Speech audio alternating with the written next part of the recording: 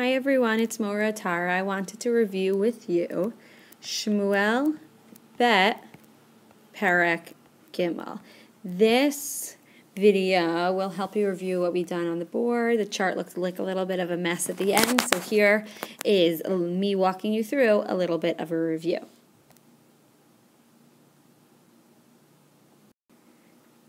The kingship of Bnei Yisrael, the rulers, had a big divide. We had David HaMelech ruling over part of Bnei Yisrael, and we had Shaul ruling over another part of Bnei Yisrael. David was ruling over Shevet Yehuda, and Shaul HaMelech was ruling over the rest of Bnei Yisrael. We had the dramatic story at the end of Shmuel Aleph and the beginning, repeated again in the beginning of Shmuel Bet, with different details of how Shaul died. Who took Shaul's place? A man named Ishbosheth. Now, Ishbosheth wasn't really the ruler. He had the power. His name was on there as the Melech of the rest of Bnei Yisrael, but really his Sarsava, whose name was Avner, was ruling. What is it called when we have a ruler doing what Ishbosheth was doing, and he wasn't really making any of the decisions, but someone else, Avner, was making the decisions? That is called a figurehead. A figurehead relies heavily on the person making their decisions, which here was Avner.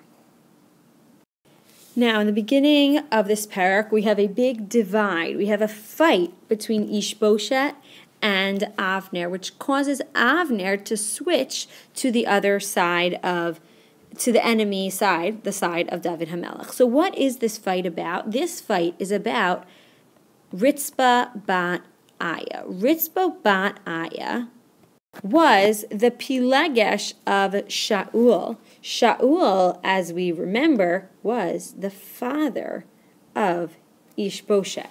And Ishbosheth says to Avner, don't think that just because my father Shaul died, you are allowed to marry his Pilegesh. Now this makes Avner very upset. Why would this make Avner upset? Avner says, we're business partners. We work together. I'm the Sartzava of your army. I make a lot of your decisions. Don't deal with my personal life. It has nothing to do with you. And Avner decides that he is going to go off to David HaMelech. Here we have Avner going off to the side of David HaMelech. When Avner gets to David HaMelech says, okay, I'll make peace with you on one condition. What is the condition? That you bring me Michal bat Shaul. Michal bat Shaul was married to David, but Shaul did not want his daughter Michal married to David anymore, so Michal married someone else.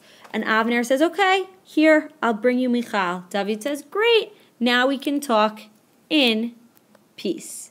Now, Avner is about to go on his way to start publicizing, start campaigning for David HaMelech. Everyone, all of Bnei Yisrael, you should follow David HaMelech. When what happens?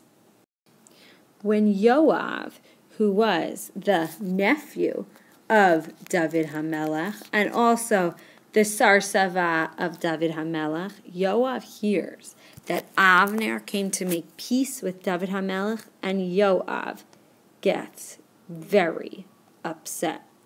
And Yoav tells David HaMelech, how could you possibly let Avner go? Now we have to remember, why did this upset Yoav so much? If you remember that David HaMelech had a sister.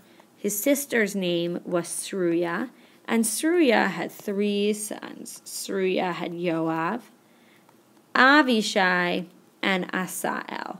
Now, what happened to Asael? In the last parak, Avner and Asael got into a fight, and Asael was killed by Avner. And now, David HaMelech sent Avner away in peace, and Avner can join our side. Yoav is very upset about this. And Yoav goes, and Yoav kills Avner. We have a little bit of a bloody situation going on here. Yoav goes and kills Avner. Now, David HaMelech, who tries to be extremely pure and innocent. David HaMelech is all about justice. David HaMelech spends time making sure Bnei Yisrael know David had nothing to do with this. I am trying to promote justice. And he is really, really upset that Yoav would consider doing such a thing.